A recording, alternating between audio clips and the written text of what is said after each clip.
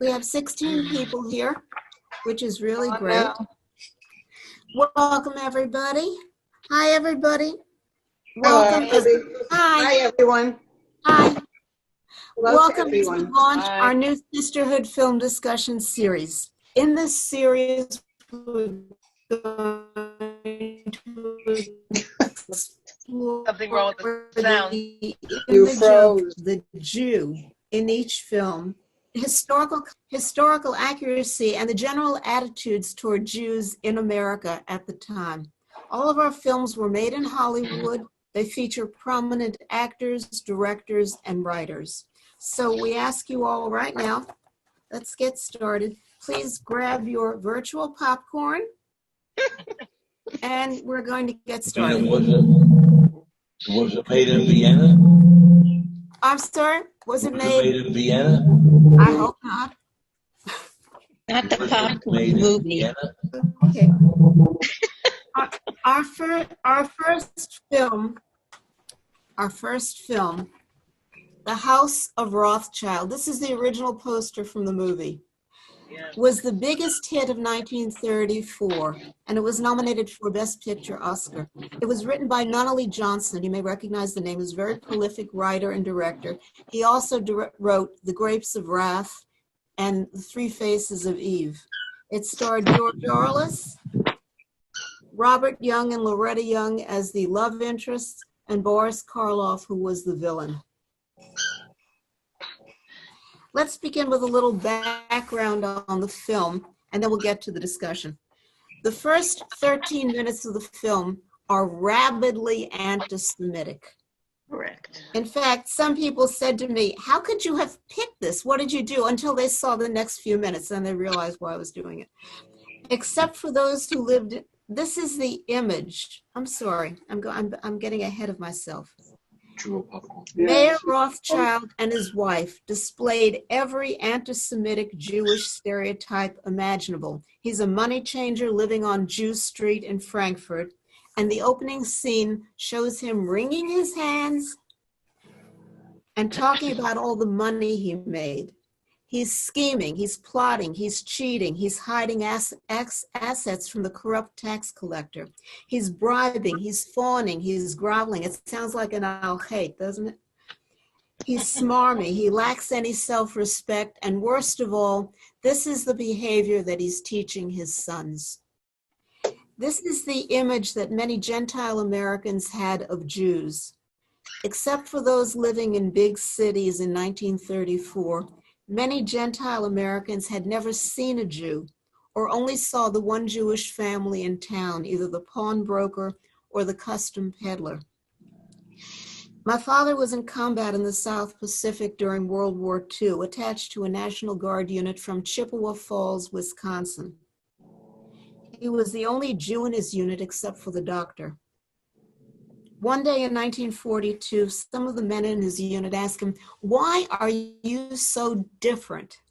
And he didn't know what the question meant. So he said, what do you mean? Why am I different? You don't gamble. You don't cheat. You don't steal. You don't try to pull a fast one. Why are you so different? In their minds, this is what a Jew is supposed to do. In 1940, in some people's minds, this is still what a Jew is supposed to do. In 1940, Joseph Goebbels, Hitler's minister of propaganda, produced a documentary designed to expose the true nature of the Jews. The premise of the documentary was that although some Jews take on the veneer of European civilization, dressing, acting, and speaking like Europeans, at heart, Jews are rats, gnawing away at European civilization with the option of destroying it totally. He interspersed pictures of poor, ragged ghetto Jews with pictures of swarming packs of rats. He lifted the first 13 minutes of The House of Rothschild and put it into his film. He also lifted the scene where Meyer Rothschild instructs his sons to start an international banking business. After all, Jews are all international bankers because money is power. Oh, you're listening to this? He conveniently left out the first quote. The film was called, and I don't speak German, forgive my pronunciation, The film was called Der ewige Jude, the wandering Jew or the eternal The way Jew. they depict And it. notice the I you know. See see that, a Charlie? stereotypical Jew, big nose, scraggly beard, weak chin, long black kaftan. How you In feeling? one A little hand, bit more settled? he has Better. a pile of gold coins.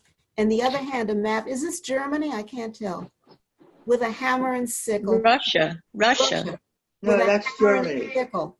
Because That's after all, Germany. we all know all Jews are wealthy, money-grubbing capitalists and communists at the same time. And we remember in the 30s, a lot of people supported Hitler because they thought Hitler would stop communism. That was the big scourge in everybody's mind. And of course, we all know who founded and promoted communism. This is another poster for that same film, Der ewige Jude. And if you look at the face, what do you see? You see an extended nose, Long nose, yeah. long nose, weak chin, beady eyes, very sallow complexion. What else do you see when you look at that? If you were Can you move it over a little Oh, sure. and down? It's relatively more scary. The It's eternal scary. Jew. But what does this picture automatically tell Europeans based on culture from the Middle Ages? Evil. Jews It are looks devils, Yes. Something born that- of the devil. Bad. Yeah, it looks like the devil, yeah. Hebrew letters. In both medieval and Renaissance art, 20 years.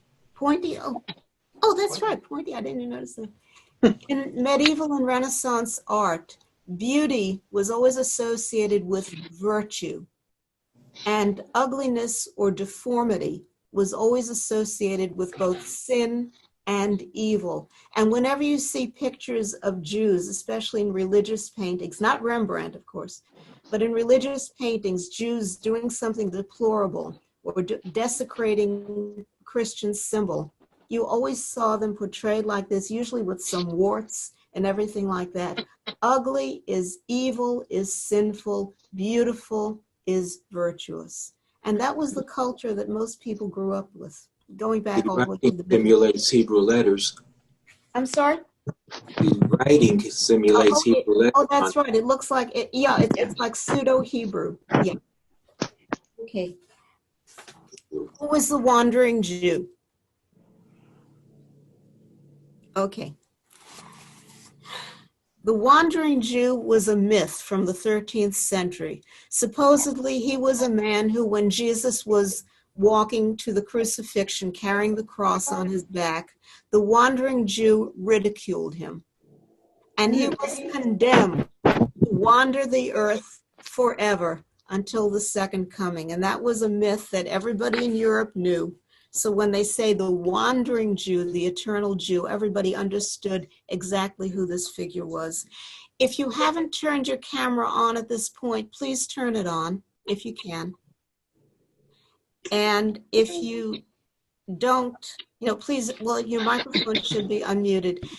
Those of you who are not familiar, either on the bottom of your screen or the top of the screen, there's a little black bar. Please put your cursor on it now. And you should see something called participants. Please, okay. If you want to speak, you can do one of two things. You can raise your hand, but I may not see everybody. Or on that bar, find your name. And at the very bottom, you'll see invite, mute all, unmute all. Where's raise hand? Whoops. Reaction. You should have an option, raise hand. I'm sorry? Reaction will do it. Okay, where do you find reaction? I have to record and then reaction. On the right. Record and then reaction. Let me try. Okay. See that? Oh, no, maybe you don't. You see any? One says clap and the other says thumbs up. Oh, no, you're in the wrong place. No. You're in the wrong place. Right, but that's what you get with reaction. No, but you don't want that. I know. No, you're Chat. wrong place. You should have some, no, not chat. Well, you could do chat if you want, Chat. but you should have something that reads participants. And if you don't have participants, then you should have something that reads more. Under participants, you'll see on a right column that has everybody's name. And for some reason, there's nothing that says raise hand. Well, mine should anyhow. Invite If not, you, just speak up. yes. At the bottom of the list, Yeah. it says invite mutiny raise hand. Yes. If you go to more, on mine it's on more, you hit more, Yeah, and it's there's on one of more. the things is raise hand. Okay, so anyway, if you want to raise your hand or just call out and say your name. Okay, everybody's okay with that? Okay. Now, let's get to the discussion. I want to cover the questions on the flyer first, and then I have another question for everybody.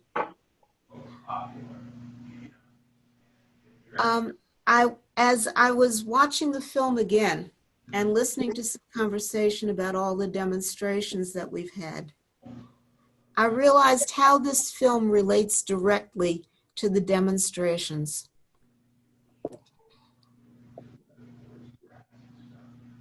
And last night, I realized that, and I'd like to include that toward the end. I watched the film again yesterday and was struck by how relevant it was to today's protests and two issues of separate and distinct Americas, each totally unaware of how the other lives. Now, in the House of Rothschild, and I'm sure you've all seen it, in 1934 America, how would Jewish audiences, Jewish Americans in 1934, have seen Meyer Rothschild and his adult son, Nathan? Would they see it as just reinforcing negative stereotypes about Jews, or would they see them as noble characters coping with an oppressive society and trying to help their people? As Jewish Americans in 1934, how would you have seen them? Anybody? As stereotypes, maybe. You would only see them as stereotypes. No. I would too. Okay, what else? Anybody else? Anybody see them as noble characters? No. Not at the beginning, not at all. Well, no, after forget the first 13 minutes, go beyond that. Yeah. No, I wouldn't at any time. Nothing. I think the whole movie, they really still looked out for themselves and wanting to make more money. I don't see anything altruistic in their action. And we're crafty Jews. I'm sorry? Crafty Jews. Crafty, that's the word I left that's out. good. Crafty, conniving. Yes. Oh, it's a good word. I'm sorry I left it out. Okay. I'd like to get back to that toward the end because I want to read you some quotes from the movie and let's see how that would change. Okay. How would Gentile American audiences in 1934, familiar with all the Jewish stereotypes, but not necessarily having ever met a living Jew, how would they see the same characters? Very negatively. Negatively, how so? It fits every misconception, every idea that they have that is negative about Jews. In other words, it reinforces every single negative concept about Jews. Right. Anybody else? Anybody else?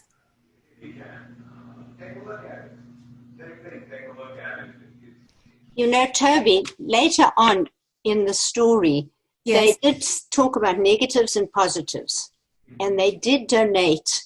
They did set up funds, and they gave to Israel, to all different organizations. So there was a balance. But of course, the beginning, it was all money, and keeping it in the family.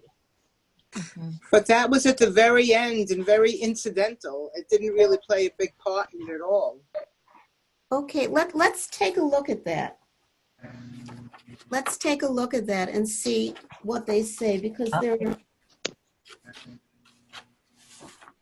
I have some quotes from the movie and let's see if that's what they're really saying. Okay, Are you talking about criticism of the movie? What do you mean quotes of the movie? I have Quotes in the movie or? yes, quotes in the movie. In the movie. I was going to discuss that later, but as long as you bring it up, let's bring it up. Okay. Negativity, how Jews are crafty and slimy and everything like that. After the tax collector, do you remember the scene right after the tax collector leaves? Up for lunch? Yes. You remember that? Okay. Mayor Rothschild says to his wife, do you think I want to be dishonest with the tax collector, with my customers? The Jew is forbidden to own land, forbidden to learn a trade. He explains basically why he does what he does. And later on his deathbed, he said to his sons, money is power. Money is the only weapon the Jew has to defend himself in the world. And then he goes on to make them promise they'll stay together. In unity there is strength. When the power comes, remember the ghetto. There is no happiness unless the people have equality, respect, and dignity. That's what the father says to his sons. So yes, the image is indeed negative, but there are also, I don't want to say redeeming social qualities. I don't think they would mean anything to Gentiles. To a non-Jew, that's my point. That's my point. Would they see any of this or take note of any of this? No, No, not at all. I don't think so. Not at 1934, but today, well, even maybe today. Okay. Would the film in its entirety, I think we answered this, really justify their image of Jews? Yes. Yes. To them it would. Yeah. Okay. I have a question, Toby. Okay. Who's And that question is. Wait. Who's asking the question? I can't. It's Fred. Oh, hey, Fred. And the question is, back at that time, do you remember which studio produced this movie? Does anyone remember? I think it was Warner Brothers. It was. Well, they were Jewish. And most of the big studios were run by Jews in 1934. And I'm puzzled that they would produce such a negative impression of Jews to be seen all around the country. On Zoom, that's why she's not answering the phone. Okay, they did it. But by the way, I did some research. I did some research, and this was the only film ever made Washington, in a little park. The subject was anti-Semitism until 19. Okay, she'll call you later. Okay. All right, talk to you later. Until 1947, when they made a movie of Gentleman's Agreement. And they made the movie because it was a major bestseller. But Toby, think of another movie made even before 1934, The Jazz Singer with Al Jolson.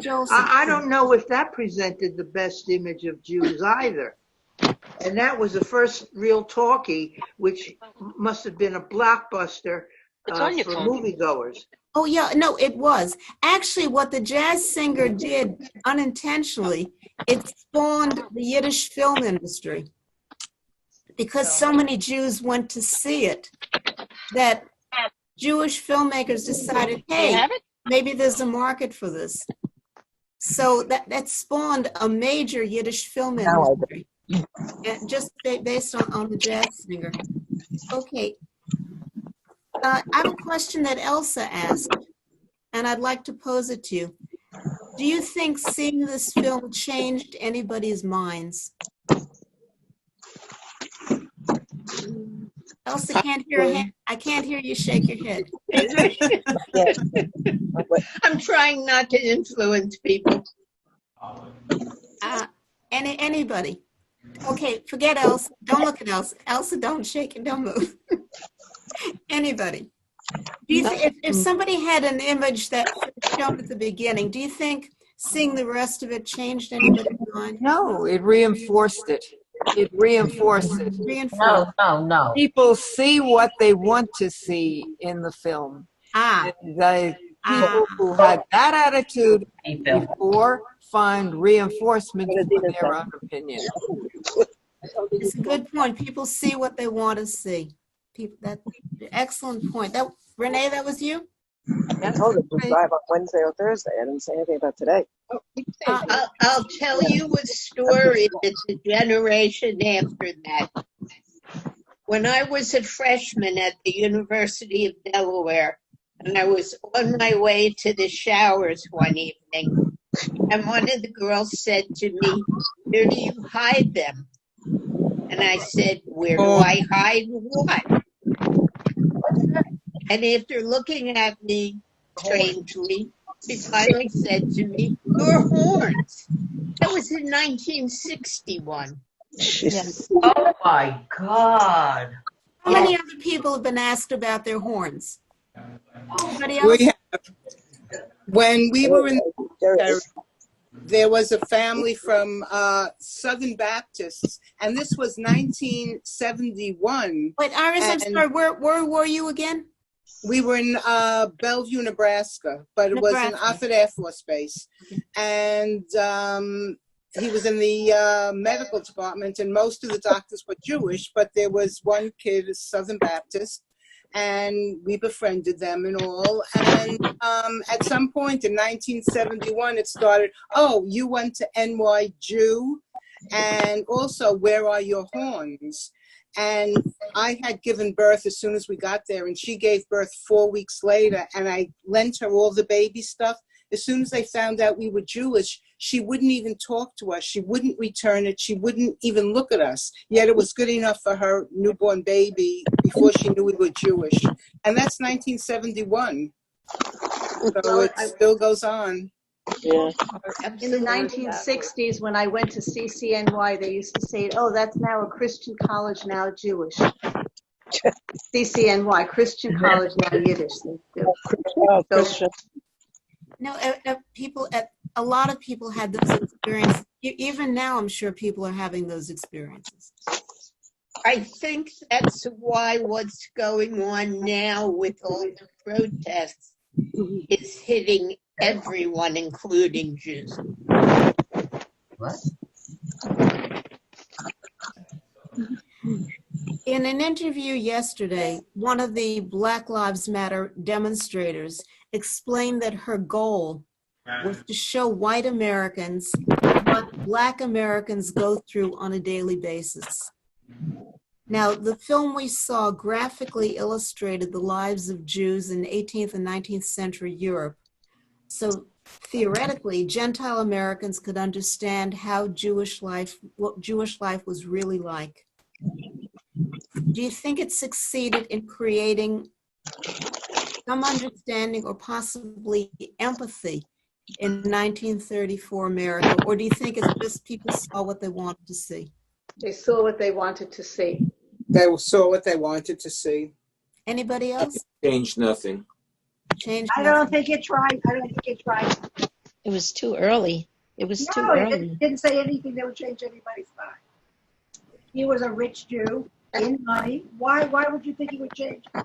And his philanthropy, which he took a bigger part of towards the end of his life, wasn't shown that much to make an influence on anybody. That's right. They basically just wanted to show up until the time he became a baron. That's where they ended it. Now, what happened with the St. Louis several years later when it was refused entry to the United States? Right. Yep.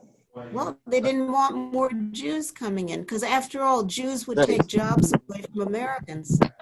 Where did we hear that?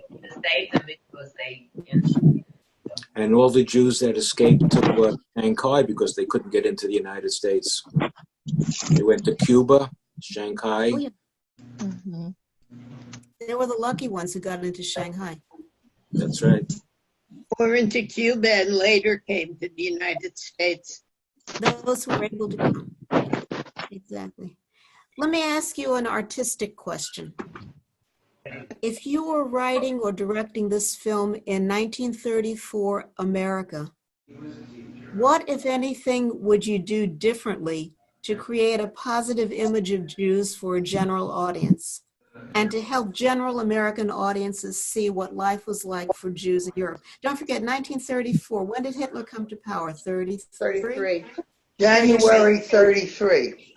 Okay, so so he had already been in power a whole year at least, maybe close to 2 years when this And he came. had allies in the United States who were issuing propaganda. Lots of allies. Oh, yeah. There was a big Nazi party in New Jersey. There was one in Yorktown. And There was all a, over there was a camp on Long Island. Yeah. on Long Island. Yeah. Oh, yeah. Oh, yeah. So what would you have done differently? I think I would have gone back and Wait, say your name because we can't see everybody. Rini. Okay, hi. Hi.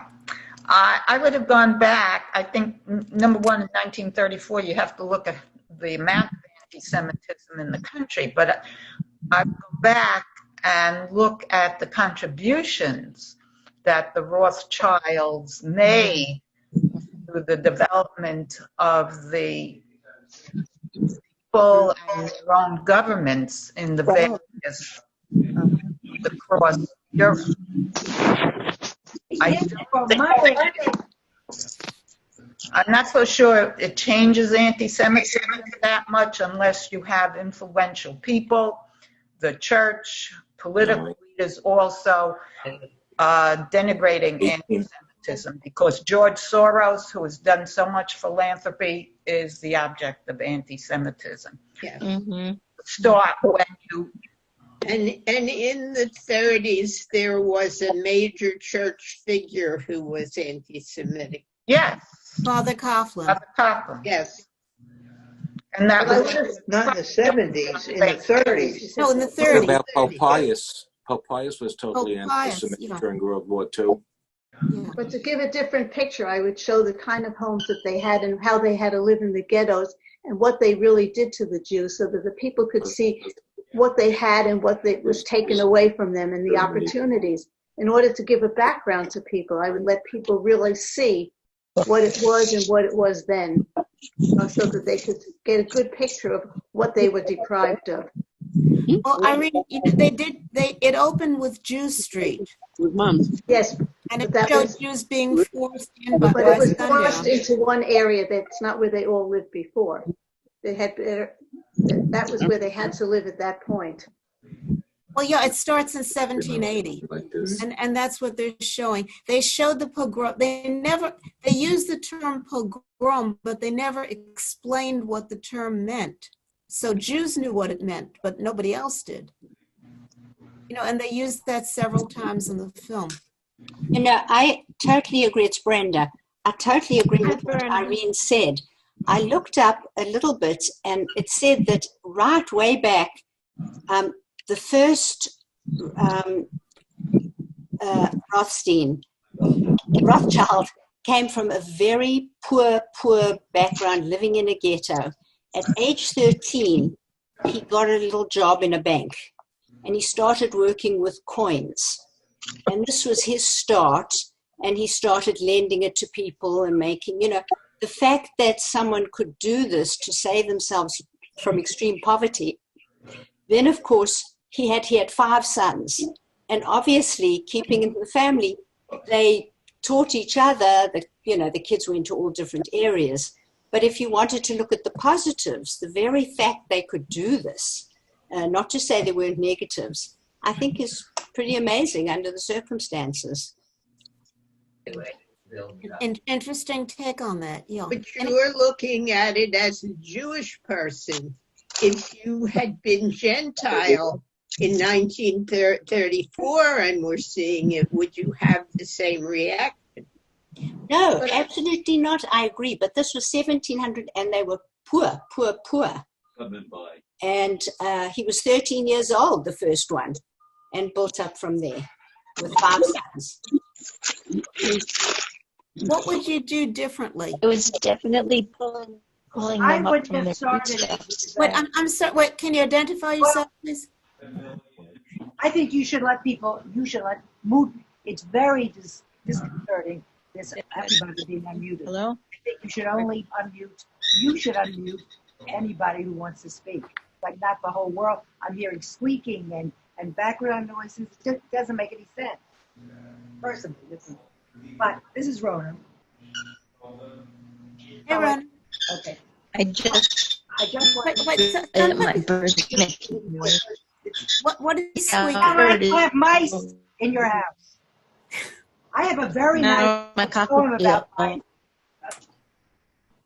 I'm just saying. I Wait, find Trying to find a spot quiet. Not anyone. Now, forget it. Rona? Sit on the floor. No, I just think it'll be better to have anybody muted who wasn't speaking. That's all. So, I think they should have left the beginning out.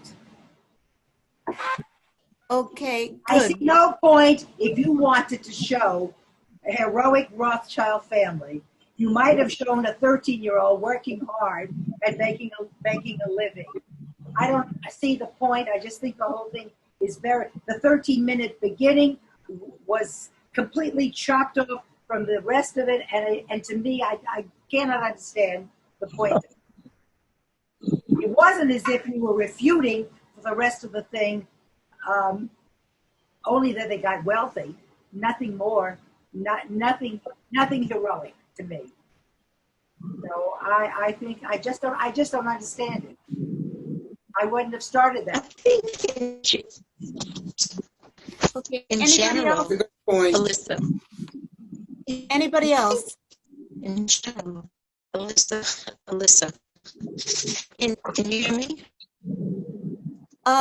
We hear you now. Yes.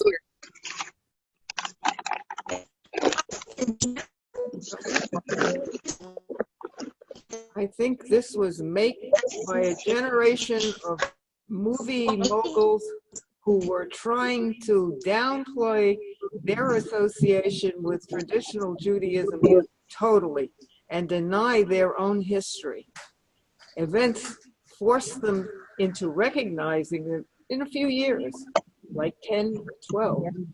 But at that time, they were trying to hide it. That's very, very true. Everybody had to change their name. You know, if you go back to the film at the end and look at the credits, there's only one Jewish sounding name, somebody named Khan, K-A-H-N. Otherwise, nothing. You had to change your name. You couldn't admit to being Jewish. The first actor who kept a Jewish name was in the late 1960s. He was the first to do so. Let's take a look at Nathan to his brothers, the adult Nathan. He tells everybody, never lend money to make war, only to end it.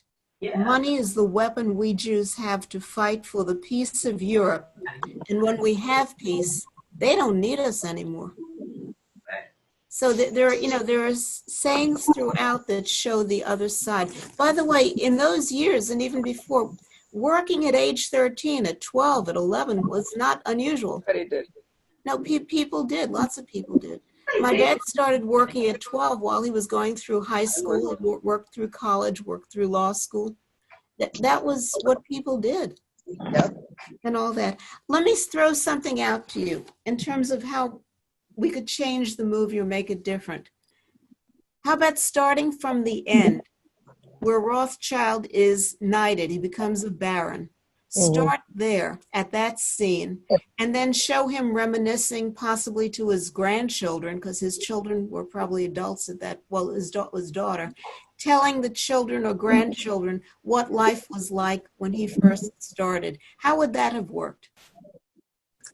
That probably would have been better, but I still wouldn't have had those first 13 minutes where he's hiding the money and where he really comes off as such a stereotypical negative Jew.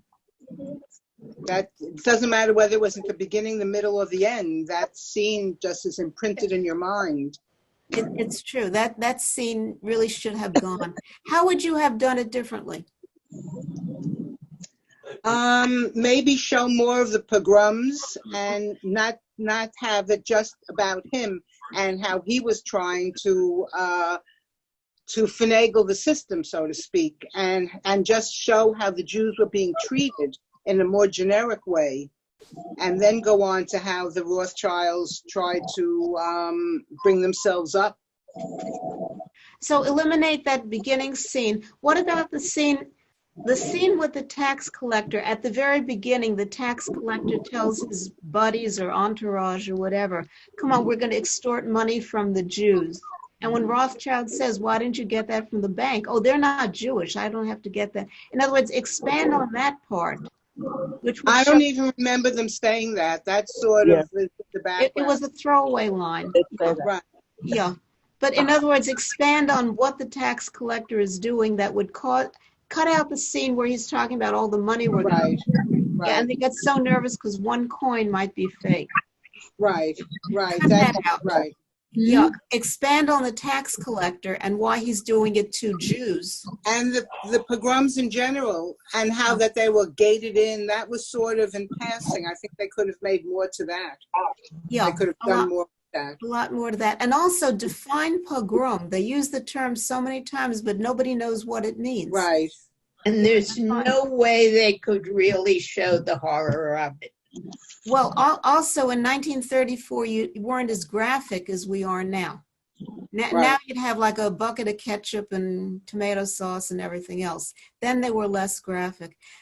Just as an aside, speaking of graphics, have you ever seen the original movie, The Mummy? It was also made in 1934. Did you ever see it? No. There was one scene in that was terrifying. In fact, when I watched it as an adult, I had to turn away. I couldn't watch it. It's the most terrifying thing I've ever seen. You know what it was?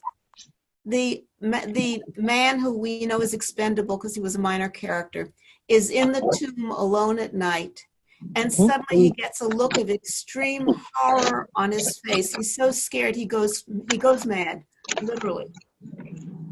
And all you see is a little dirty, wrinkled piece of gauze trailing off into the corner.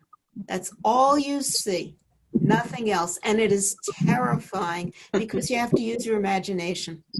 And don't forget, this audience was familiar with radio. You couldn't see it, you just had to hear it and use your imagination. And that's what they did, basically. So there was a limit to what they could or would show, but I think they could have explained more. Yes. In terms of what it was and what they were doing. Okay. And as Rothschild Sr. says to his sons, never forget the ghetto. There's also a scene in which Rothschild is explaining to his daughter's non-Jewish suitor why he won't let his daughter marry him. And he says, if you go into the ghetto, you'll see lots of her people lying dead, having been murdered by your people. It's a quick scene. That's when he's explaining why he will not allow his daughter to marry him. That's the scene. So again, there are snippets, but snippets that general audiences. No, they needed much more of that. Yeah, you may not have noticed that. Okay.